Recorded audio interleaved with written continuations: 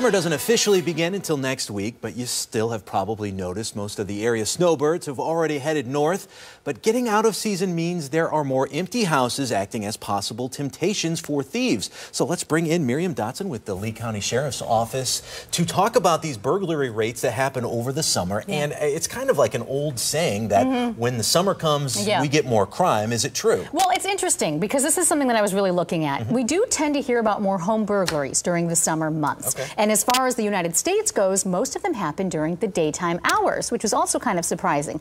However, overall, crime rates are down, especially in Lee County, and they've been declining for the past 10 years. So overall, I don't want to say it's gone up in any way, but if we really dissect each month, obviously we have to look at those numbers. But summer months, is it the heat? I don't know. Maybe there's some myths to all of that. And depending on what community you live in, there may be, some truth to some of it. Remember, we've got schools out, more juveniles are out and about. We may need some more things to do. And, we show that surveillance video sometimes of kids just jiggling door handles out of boredom. We don't want to pinpoint juveniles by any means, but sometimes there are factors to be considered during the summer months. Absolutely. And with the snowbirds, they have to leave because it's hurricane season. They have to leave their storm shutters up, and that's another way to know that nobody's in that house. Exactly. What can people do to add an extra layer of security? Yeah, well, that's the thing. Sometimes snowbirds, as much as maybe some of you may be happy to see them go, of course we love our snowbirds, it does leave the sense of maybe landscaping gets left behind. So they do add that sense of security and watchfulness, right? So what you can do is step in for them in that way. Make sure you are in touch with your community. Make sure when I say be watchful community,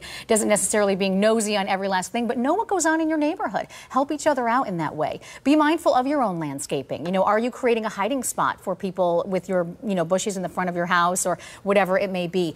Some other things too, doors and windows to be locked. Sounds so basic, but we do our 9 p.m. routine every night that we put on social media. Make sure they're locked. A lot of times burglars, in some studies, more than 40% of them just looked for an opportunity, and you left it there for them with an open garage door and that kind of stuff. And locked doors, windows, and lighting at night can add 20 times more protection to your house. Wow. Something to think about. Like with so many things, especially in your own neighborhood, if you see something, call somebody. That way you can help the sheriff's office out. Absolutely. And we do like to hear about it. We often hear a lot of people don't like to call. They think they're bothering us, or they thought, well, they were, foolish on doing something. That's not it. And if you want to do a neighborhood watch or any kind of a community, we can help you set that up as far as setting up a group of people to be able to do that. And find us on Nextdoor, too. That's a great app that we are very into, that we help a lot of people out. Great. Well, the number is right there on your screen if you'd like to do that. Miriam, thank you so much for joining us this morning. Yes, stay safe. All right.